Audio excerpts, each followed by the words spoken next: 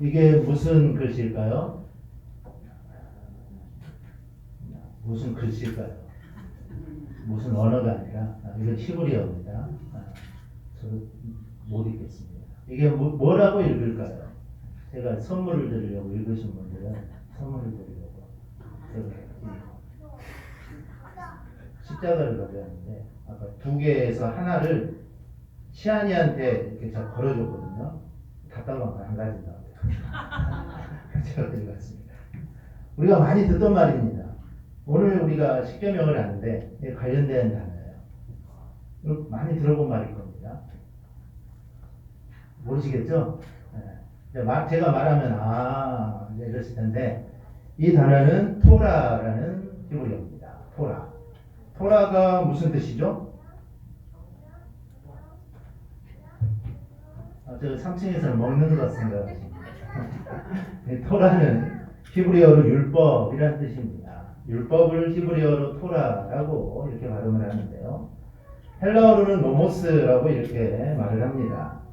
토라라는 것은 구약 성경의 첫 5권의 성경을 지칭하는 말입니다. 그래서 창세기, 출애굽기, 레위기, 민수기, 신명기 이 5권을 지칭하여서 토라라고 말을 합니다.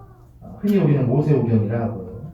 구약에서 가장 중요하게 생각하는 이 성경들 중에 하나가 이 모세오경입니다.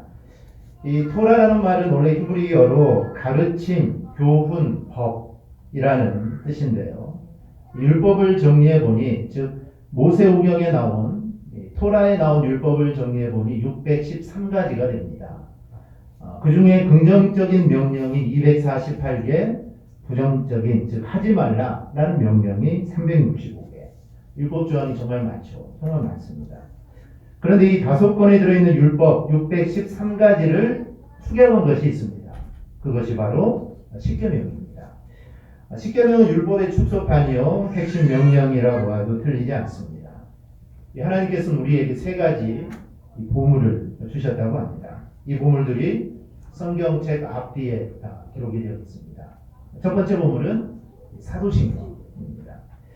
어떤 사람은 사도신경은 성경이 없기 때문에 우리가 고백할 필요가 없다 이렇게 말을 합니다. 사도신경은 성경에 없습니다. 성경에 있는 말이 아니죠. 하지만 사도신경은 정말 중요합니다. 예수님이 사도들을 세워서 크게 2가지 역사를 이루셨는데요. 그 중에 한 가지 역사는 성경을 쓰게 한 일이고 또 하나는 사도들을 통해 이 땅에 교회를 탄생시킨 것입니다. 그런데 이 교회는 사도들의 고백 위에 세워졌기에 우리가 사도들의 고백을 공유하는 것은 또 매우 중요한 것입니다. 두 번째 보물은 주기도문입니다. 일부 성도들이 주기도문이 예수님이 주님이 하신 기도문이다 라고 알고 있는데 이 주기도문은 예수님이 하신 기도문이 아니라 주님이 가르쳐 주신 기도문이 바로 이 주기도문입니다. 즉 예수님 당시 이스라엘의 이 공동체마다 다 기도문이 있었습니다. 그 기도문은 공동체 구성원들의 소속감을 강화시켜 주는데요. 그런데 예수님을 따르던 제자들에게는 그런 기도문이 따로 없었습니다. 성경은 사도 요한도 기도문이 있었는데 예수님을 따르던 제자들은 기도문이 없었습니다. 그래서 예수님께서 가르쳐 주신 기도가 바로 이 주기도문입니다. 근데 우리가 주기도문을 잘못하면 이게 약간 그냥 막 외우는 그런 식으로 우리가 할 수 있는데 주기도문을 정확하게 발음하면 주기도문 해야지 맞는 말입니다. 주기도문이 아니라 주님이 가르쳐 주신 기도문이기 때문에 주기도문. 그래서 제가 새벽 예배 때 우리가 주기도문으로 예배를 마치는데 제가 주기도문이라고 안 하죠. 주기도문을 하지 않습니다. 주님이 가르쳐 주신 기도로 새벽 예배를 마치겠습니다. 제가 이렇게 말했는데요. 그래서 주님이 가르쳐 주신 기도가 바로 이 주기도문입니다. 또 하나는 십계명입니다. 성경 원문에 십계명이라는 이 단어는 없습니다. 우리가 십계명이라고 번역된 야세레트 하데바림은 10마디의 말씀이라는 뜻입니다. 그래서 십계명이다 우리가 이렇게 말을 하는데요. 여러분 십계라는 영화 보셨죠? 십계 보셨습니까? 십계라는 영화가 언제 작품이냐면 1956년 작품입니다. 1956년 그리고 2016년에 다시 한번 리메이크가 되었는데요. 그 영화에 보면 모세가 하나님께 십계명을 받아가지고 내려옵니다. 돌판이 몇 개죠? 두 개입니다. 양쪽에 들고 돌판 두 개를. 돌판에 뭐라 써 있죠? 잘 모르겠어요. 하여튼 십계명이 써 있는데 그 돌판을 들고 내려옵니다. 왜 두 개일까요? 십계명의 내용을 보면 크게 두 가지로 나눕니다. 1계명부터 4계명까지는 대신관계, 5계명부터 10계명까지는 대인관계 이렇게 나누어집니다. 그래서 대인관계와 대신관계를 나누어 기록하여 돌판이 두 개라고 말하는 사람이 있습니다. 즉 한쪽에는 쉽게 말해 1계명부터 4계명, 한쪽에는 5계명부터 10계명. 그런데 이건 잘못된 해석입니다. 우리가 왜 돌판이 두 개였는가를 알기 위해서는 고대 그 당시의 조약법을 우리가 좀 이해를 해야 됩니다. 즉 하나님은 항상 그 당시에 사용되었던 언어나 문화나 이런 것을 관련하여서 말씀을 주십니다. 그건 다 무시하고 주시는 분이 아니라 그때 상황을 잘 고려합니다. 그래야만 잘 이해가 될 수 있겠죠. 문화와 맞지 않으면 잘 이해가 되지 않습니다. 국가 A와 B가 전쟁을 합니다. 즉 A 나라와 B 나라가 전쟁을 하는데 근데 A가 B에 졌습니다. B 나라가 승리를 합니다. 그러면 A는 공신국가가 되고 B는 주인국가가 되는 겁니다. 이때 B의 왕이 직접 조약물, 즉 승리한 왕이 조약물을 작성하는데 똑같은 조약문 두 개를 작성하여 서로 나눠 가집니다. 그리고 그것을 공신국의 백성들에게 효력을 끼치도록 선언을 합니다. 그러면 그때부터 이제 그 조약에 의해서 A국의 백성들은 주인된 왕, B국의 백성이 되는 것입니다. 그래서 십계명의 두 돌판은 조약의 두 당사자가 하나씩 나눠받기 위해서 조약물을 두 개 작성하는 것과 같은 맥락에서 우리는 이해해야 됩니다. 그래서 한쪽에는 1계명부터 10계명, 이쪽 계명에도 이쪽 돌판에도 1계명부터 10계명까지 있는 겁니다. 하나는 하나님의 것, 하나는 이스라엘 백성들의 것입니다. 그래서 하나님과 이스라엘 민족 가운데 계약이 성립이 되는 것입니다. 창세기부터 신명기까지 모세오경 속에 많은 율법이 있는데 대부분의 율법은 하나님께서 모세를 통해 간접적으로 주십니다. 모세를 통해 간접적으로 주시는데 오직 십계명만 하나님이 직접 말씀하시고 직접 하나님이 기록하여서 이스라엘에게 줍니다. 물론 주님은 이것을 축소해서 두 가지로 말씀을 하시죠. 우리 마태복음 22장 37절에서 40절까지입니다. 우리 함께 봉독합니다. 예수께서 이르시되 내 마음을 다하고 목숨을 다하고 뜻을 다하여 주 너의 하나님을 사랑하라 하셨으니 이것이 크고 첫째 되는 계명이요 둘째도 그와 같으니 내 이웃을 내 자신같이 사랑하라 하셨으니 이 두 계명이 온 율법과 선지자의 강령이니라. 아멘. 한마디로 하나님 사랑, 사람 사랑입니다. 즉 613가지의 계명이 있지만 그 계명을 축약하면 하나님 사랑, 이 사람 사랑. 이걸 축약하면 뭘까요? 사랑입니다. 그래서 모든 율법은 사랑이라는 것이죠. 1계명부터 4계명까지는 하나님의 사랑에 대한 말씀이고 5계명부터 10계명까지는 사랑에 대한 말씀입니다. 아마도 우리가 구약 성경을 공부하면서 가장 중요한 말씀을 꼽으라면 이 10계명을 우리가 꼽습니다. 왜냐하면 10계명은 우리가 반드시 지켜야 할 명령이기 때문입니다.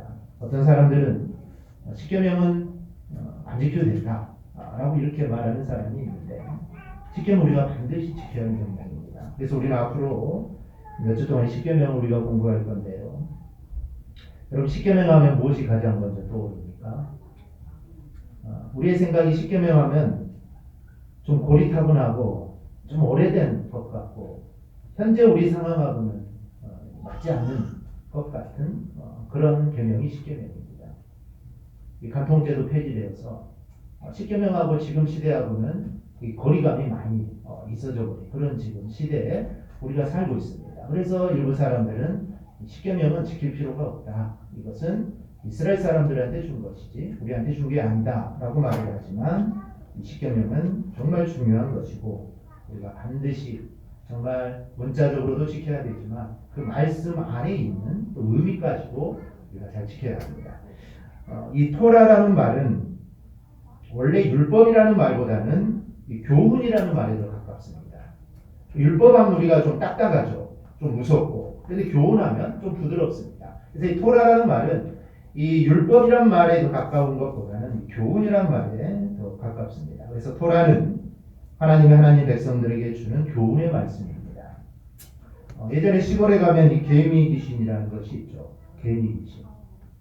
이 개미 귀신은 개미가 제일 잘 다니는 길목에 있는 모래사장이나 이 흙에다 함정을 파놓고 이걸 개미지옥이라고 합니다. 그래서 개미 귀신은 개미지옥 가장자리에 숨어서 기다리죠.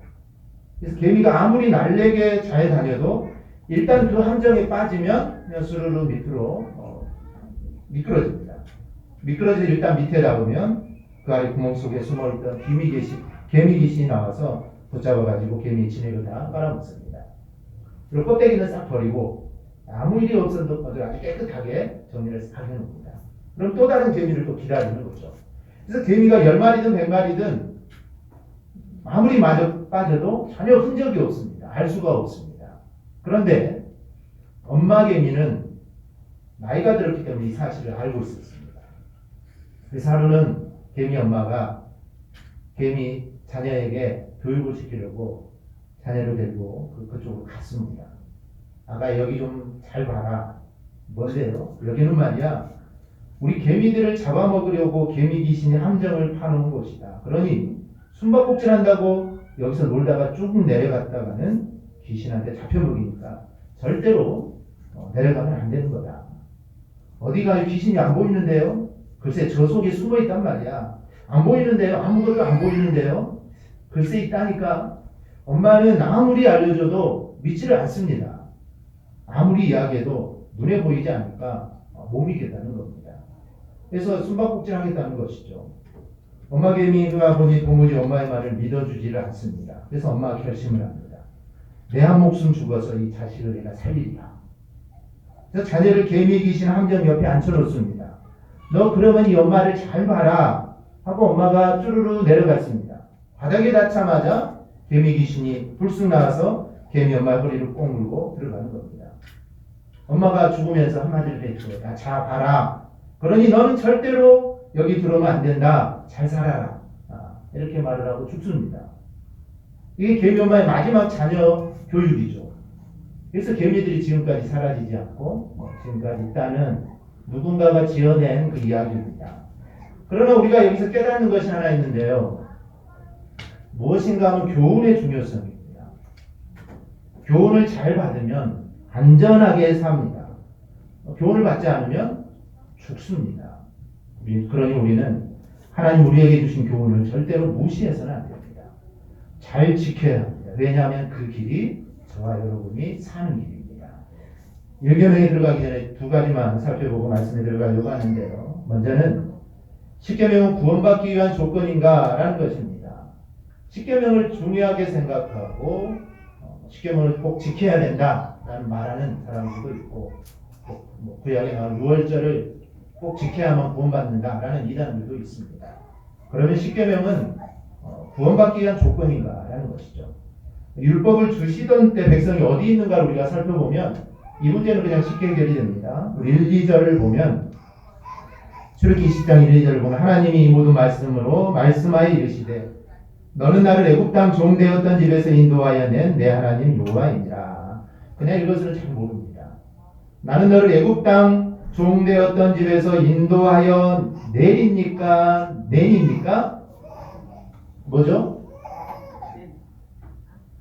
낸입니까? 내립니까? 낸하고 내라고는 같은 말인가요? 전혀 다른 말이죠. 성경에 보면은 낸이라고 합니다. 그러면 지금 백성들은 애굽에 있다는 이야기가 아니죠. 애굽을 떠난 상태입니다. 만약 그들이 애굽에 있을 때 정말 매일매일 매를 맞고 헐벗고 굶주리고 노예 생활을 하고 있을 때 만약에 하나님이 십계명을 주셨다면 이 십계명이라는 법은 구원받기 위한 조건이 될 것입니다. 그런데 놀랍게도 성경은 이 십계명을 준 곳이 애굽이 아니라 이미 홍해도 건넜습니다. 그리고 새 역사를 시작한 광야의 시내산에서 이 십계명을 줍니다. 그러니 이 십계명은 구원의 조건으로서 주신 것이 절대 아니다라는 겁니다. 이걸 지켜 여러분은 구원받습니다 라는 차원에서 하나님이 주신 것이 아니라 여러분은 구원받았으니 이미 애굽에서 나왔으니 이제 구원받은 하나님의 백성답게 하나님의 딸답게 여러분은 살아야 됩니다. 라는 차원에서 주신 것이 바로 이 십계명입니다. 또 다른 하나는 그럼 하나님이 왜 우리에게 십계명을 주셨을까라는 겁니다. 그 이유가 두 가지입니다. 첫째는 우리의 행복을 위해서 주셨습니다. 십계명은 이를테면 울타리입니다. 즉 이 울타리 밖으로 나가면 안 된다. 울타리 밖으로 나가면 위험한 게 정말 많다. 이런 뜻에서 법을 만들어준 겁니다. 우리가 운전하다가 법규를 어기면 어떻게 되죠? 경찰 없으면 그냥 가되지만 경찰 있으면 딱지를 뗍니다. 딱지를 떼죠. 그렇다면 교통법규를 만든 이유가 딱지를 떼기 위해서일까요? 아니면 벌금이나 벌점을 매기기 위해서 교통법규를 만들었을까요? 그건 아니죠.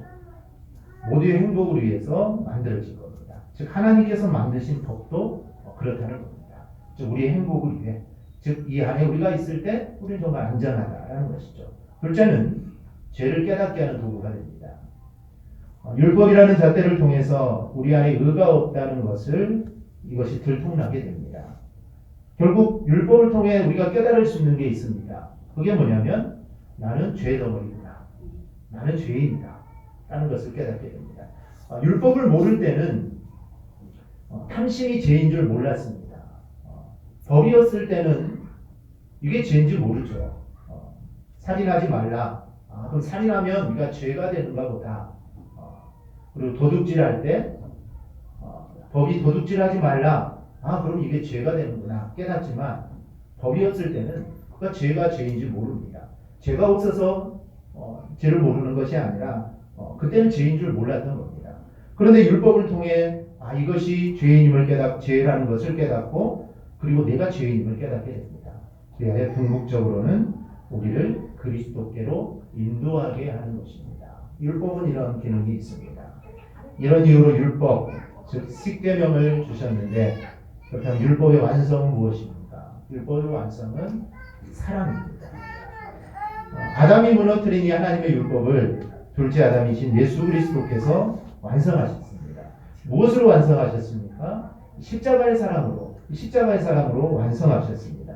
이 사랑이 우리가 십계명에서 회복해야 될 가장 중요한 정신이요 신앙이며 또 가치가 됩니다. 우리가 신앙생활하면서 이 주기도문 사도신경은 다 외우시죠. 거의 교회 오면 한두 번씩은 하니까 다 외우는데 이 십계명을 외우는 사람은 좀 드뭅니다. 외워도 이게 순서가 헷갈리죠. 7계명, 8계명, 6계명 이게 살인하지 말라가 먼저인지 간음하지 말라가 먼저인지 이게 막 헷갈리고 2계명은 좀 또 깁니다. 그래서 1계명은 그래도 외울 수 있겠는데 2계명은 좀 외우긴 좀 길기도 하고 10계명을 외우는 사람은 드뭅니다.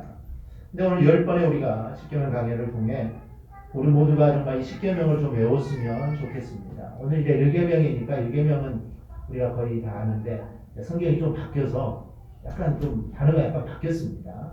옛날하고 약간 다르기 때문에 우리가 10번을 통해서 십계명을 좀 다 외울 수 있는 저 여러분이 꼭 되기를 바랍니다. 그리고 십계명 속에 담긴 이 사랑의 완성이 우리 삶 속에 열매 맺기를 주님의 이름으로 축원합니다. 이런 우리가 잘 지켜야 할 십계명 중 제1계명은 하나님만 섬기라라는 것입니다. 오늘 본문 우리 3절 한번 같이 읽어볼까요? 3절 함께 봅니다. 너는 나 외에는 다른 신들을 내게 두지 말라. 한 번 더.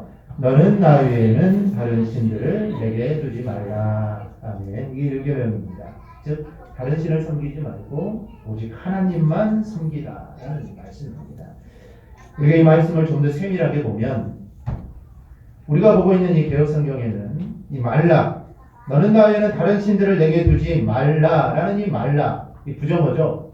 말라가 맨 끝에 있지만 원어에는 이 말라에 해당하는 부정사 로가 원어 성경에는 문장의 맨 앞에 등장합니다. 즉 말하라 그리고 다른 말을 하는 겁니다.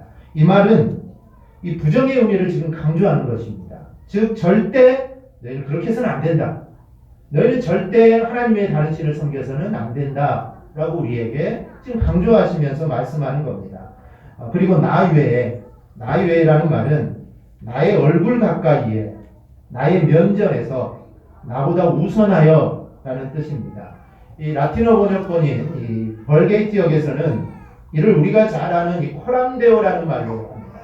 즉 코람데오, 즉 하나님 앞에서라는 말로 이렇게 번역을 합니다. 따라서 보면은 우리 하나님이 보시는 앞에서 하나님보다 더 흠모하고 숭배하거나 하나님보다 더 우선시하는 것이 있어서는 절대로 안 된다라는 사실을 지금 우리에게 말씀해 줍니다. 마치 사랑하는 사람들 사이에 어떤 존재도 끼어들면 안 되죠. 서로 사랑하는데 다른 사람이 끼어들면 어떻게 되겠습니까? 마찬가지로 하나님께서도 우리에게 정말 온전하고도 정말 독점적인 사랑을 우리에게 기대하십니다.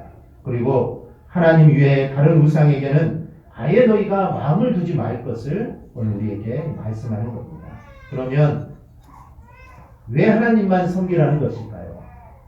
간단하게 세 가지만 살펴보도록 하겠습니다. 첫째는 하나님이 우리를 만드신 분이기 때문입니다. 창세기 1장 이후를 보면 하나님이 천지를 만드시고 또 사람을 만드십니다. 창세기 1장 1절을 보면 태초에 하나님이 천지를 창조하시니라. 이 창세기 1장 1절 말씀은 정말 중요한 말씀입니다. 간단한 말씀이지만 정말 중요한 말씀이고 이 말씀을 믿어야 그 후에 모든 말씀을 믿을 수 있습니다. 만약에 이 말씀을 의심한다면 그 후의 이야기들은 절대로 믿을 수가 없습니다. 그래서 가장 중요한 말씀이죠. 하나님이 천지를 창조하셨다는 말씀인데 여기서 창조라는 것은 아무것도 없는 상태에서 만드셨다라는 것입니다. 만약 어떤 재료를 가지고 무엇을 만드는 것, 이거는 창조라고 하지 않죠. 이거는 제조라고 합니다. 있던 것 갖고 다른 것 만들면 다 제조. 이건 창조가 아니죠. 이건 창조가 될 수가 없습니다. 이건 가지고 만든 거기 때문에 이건 제조인 것입니다. 그래서 근데 하나님은 제조한 게 아니라 하나님은 창조하셨다. 아무것도 없는 상태에서 만드셨다는 겁니다. 그런데 어떤 사람들은 2절을 보고 이렇게 무엇이 있었다고 말을 하죠. 2절을 보면 땅이 혼돈하고 공허하며 흑암이 깊음 위에 있고 하나님의 영은 수면 위에 운행하시니라. 즉 혼돈하고 공허한 땅이 있었다라고 이렇게 말을 합니다. 그런데 이 혼돈과 공허라는 히브리어가 어떤 단어인지 우리는 알아야 됩니다. 여기서 쓰인 혼돈이라는 말은 히브리어로 토우라는 단어고요. 공허라는 말은 고후라는 단어를 씁니다. 그런데 이 단어는 모두 아무것도 갖추어지지 않는 적막한 상태를 의미합니다. 즉 무의미한 상태를 의미합니다. 영어 번역본도 그렇게 합니다. 혼돈이라는 말을 영어로는 without form이라고 합니다. 즉 형태가 없다라는 뜻이고 공허는 void라는 단어를 쓴대요. 이것은 비어있다라는 뜻입니다. 즉 우리말로 말하면 아무것도 없다라는 뜻입니다. 즉 아무것도 없는 그때에 만드셨다는 것이죠. 또 어떤 분은 하나님의 영은 수면 위에 운행하시니라. 그러면 물은 있었다. 수면이니까 물은 있었다라고 이렇게 이야기합니다. 그러나 이 말을 히브리어로 직역하면 하나님의 영이 마치 물처럼 온 우주를 감싸고 있었다. 이 말은 물이 있었다는 이야기가 아니라 마치 물처럼 하나님의 영이 온 우주를 감싸고 있었다라는 뜻입니다. 즉 아무것도 없었다. 아무것도 없었다는 겁니다. 그때부터 하나님이 6일 동안 세상을 만들어 나가기 시작합니다. 그리고 우리가 잘 아는 것처럼 6일째 되는 날에 이 사람을 만드셨습니다. 세상에 두 부류의 사람이 있습니다. 한 부류의 사람은 하나님이 세상을 창조하셨다는 것을 믿는 사람입니다. 그리고 또 한 부류의 사람은 이 세상이 진화를 통해 만들어졌다라고 믿는 사람이 있습니다. 이 두 부류의 사람 중에 세상이 우연히 생겨나서 진화를 거듭하 이렇게 되었다고 말하고 믿는 사람은 절대로 하나님을 믿지 않습니다. 창조를 믿지 않으니 하나님을 믿지 않죠. 그러나 성경은 사람이 하나님의 형상을 따라 창조된 존재다라고 분명하게 말씀합니다. 우리는 하나님이 이 세상을 만드시고 나를 만드셨다는 이 사실을 절대로 잊어서는 안 됩니다. 그래서 우리는 다른 것 섬기지 말고 우리는 하나님을 섬겨야 됩니다. 즉 하나님이 나를 창조하셨으니 즉 나를 만드셨으니 나를 만드신 분을 섬기는 것은 이건 어찌 보면 당연한 것입니다. 그래서 하나님은 오늘 다른 것 섬기지 말고 나를 섬기라 라고 말씀을 합니다. 둘째는 우리를 구원하실 분이기 때문입니다. 하나님 이 세상을 만드시고 사람을 창조하시고 그리고 복을 주셨습니다. 그런데 문제가 생겼죠. 세상을 다스리고 세상을 섬겨야 할 사람이 죄를 짓게 됩니다. 그리고 죽게 되었습니다. 아니, 다 죽었습니다. 이것은 육적으로만 죽은 것이 아니라 영적으로도 하나님의 관계가 끊어졌기 때문에 영적으로 다 죽은 겁니다. 완전 망하게 된 겁니다. 육적인 생명이 죽음을 맞이하면 이어서 그 영혼이 지옥에 가서 영원한 형벌을 받아야만 했습니다. 이것이 죄를 지은 사람의 좀 우리들의 운명이었습니다. 그런데 하나님은 이런 사람들을 불쌍히 여기시고 긍휼히 여기시고 그들을 사랑하셨습니다. 그리고 그들에게 하나님 살 길을 주십니다. 로마서 6장 23절을 보면 분명히 이렇게 말합니다. 죄의 삭은 사망이다. 죄의 삭은 사망이다. 그리고 민수기 14장 18절을 보면 여호와는 노하기를 더디하시고 인자가 많아 죄악과 허물을 사하시나 형벌받을 자는 결탄코 사하지 아니하시고 아버지의 죄악을 자식에게 갚아 3, 4대까지 이르게 하리라 하셨나이다. 즉 결탄코 하나님은 사하지 않는다 라고 말씀을 합니다. 이 형벌을 피할 방법이 없습니다. 그런데 놀라운 일이 일어나죠. 로마서 5장 8절 우리 함께 봅니다. 우리가 아직 죄인 되었을 때 그리스도께서 우리를 위하여 죽으심으로 하나님께서 우리에 대한 자기의 사랑을 확증하셨느니라. 아멘. 즉 주님이 우리를 사랑하셔서 우리를 위해 대신 그 형벌을 받으셨다는 겁니다. 즉 내가 형벌을 받는 것이 아니라 주님이 대신 받아주십니다. 그리고 이제는 나를 위해 대신 형벌을 받으신 그 주님을 믿기만 하면 내가 너희를 구원해 주겠다. 이게 바로 하나님의 방법입니다. 요한복음 3장 16절입니다. 하나님이 세상을 이처럼 사랑하사 독생자를 주셨으니 이는 그를 믿는 자마다 멸망하지 않고 영생을 얻게 하려 하심이라. 그래서 우리가 구원받은 겁니다. 원래는 구원받을 수 없는 존재였죠. 그런데 우리가 구원받았습니다. 그러니 이 하나님을 섬기는 것은 이거는 당연한 겁니다. 정말 죽어서 지옥 가서 영원한 지옥불에서 고통당할 우리들을 구원해 주시는 분이 하나님인데 우리가 그 하나님을 섬기지 않고 누구를 섬기겠습니까? 그래서 하나님은 나의 구원자가 되심으로 하나님만을 섬기는 것, 이거는 정말 당연한 일입니다. 또 하나는 우리를 심판하실 분이기 때문입니다. 세상에는 이런 주님의 은혜와 주님의 이 사랑이 정말 가득한데도 주님을 믿지 않는 자들이 정말 많습니다. 그리고 자신의 생각과 삶이 옳다고 하고 하나님을 무시합니다. 심지어 하나님을 모욕합니다. 그리고 교회를 향해 믿는 사람들을 향해 악담을 퍼붓습니다. C.S. 루이스라는 믿음의 사람이 있습니다.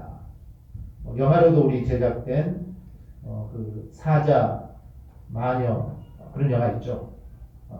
캐치비의 왕자 그 책을 쓴 사람이 C.S. 루이스인데요. 이 사람이 말하기를 이런 사람들을 위해서라도 심판은 지옥은 반드시 있어야 한다 라고 말을 합니다. 즉 하나님을 믿지 않고 하나님을 욕하고 모욕하고 예수 믿는 사람들을 악담을 퍼붓는 사람들을 위해서라도 반드시 심판 지옥은 있어야 된다라는 것입니다. 그런데 성경 우리에게 반드시 심판이 있음을 우리에게 이야기합니다. 요한계시록 20장 12절을 보면 또 내가 보니 죽은 자들이 큰 자나 작은 자나 그 보좌 앞에 서 있는데 책들이 펴 있고 또 다른 책이 펴졌으니 곧 생명책이라. 죽은 자들이 자기 행위를 따라 책들에 기록된 대로 심판을 받으니, 즉 자기의 행위에 따라 반드시 모든 사람들이 심판을 받는다라는 것입니다. 우리도 심판을 받죠. 우리도 받습니다. 우리도 받습니다. 하지만 우리의 심판은 안 믿는 사람들의 심판과는 다릅니다. 안 믿는 사람들은 지옥을 가기 위한 심판이지만 우리는 영원한 천국에 가기 위한 우리 하나님 앞에 우리가 서야 되는 그날이 옵니다. 또 데살로니가 4장 16절을 보면 주께서 호령과 천사장의 소리와 하나님의 나팔 소리로 친히 하늘로부터 강림하시리니, 즉 우리를 위해 죽으시고 부활하셨던 주님이 승천하셨다가 반드시 재림하셔서 우리를 심판하신다 라고 이렇게 말씀을 합니다. 이렇게 하나님 반드시 우리를 심판하시는 분입니다. 그러니 우리는 하나님만 우리가 섬겨야 될 줄 믿습니다. 정말 하나님의 형상대로 창조되어 하나님을 섬기며 정말 복을 받고 살아야 될 이 사람들이 정말 가만히 보면 자기 욕심에 이끌려 자기 좋을 대로 살아갑니다. 하나님을 만나고 하나님과 함께 있으며 하나님의 명령을 받았던 아담이 그랬던 것처럼 또 하와가 그랬던 것처럼 오늘도 예수를 믿는다는 사람들 가운데도 그런 사람들이 얼마나 많습니까? 즉 내 뜻대로 내 생각대로 살아가는 성도들도 정말 많습니다. 주님의 은혜를 저버리고 주님의 은혜를 무시하고 자기 의를 내세우며 자기 공로를 내세우며 자기 마음대로 살아가는 정말 세속적인 그리스도인들이 얼마나 많습니까? 이런 모든 사람들을 향해 오늘 하나님이 말씀합니다. 나만 섬겨라 라는 것입니다. 즉 하나님만 섬기라는 것입니다. 그렇다면 나는 어떻습니까? 저와 여러분들 하나님만 섬기고 있습니까? 세상을 섬기는 것이 아니라 정말 내가 오직 하나님만을 우리가 섬기고 있습니까? 이 시간 우리가 10계명 중 이 첫 번째 계명인 이 하나님만 섬기라는 우리가 이 말씀을 통해 나를 한번 다시 돌아보고 정말 이제는 나를 만드시고 또 나를 구원하시고 나를 위해 나의 심판자가 되신 오직 하나님만 섬기는 삶을 우리 모두 살아가기를 주님의 이름으로 축원합니다. 아멘. 기도하겠습니다.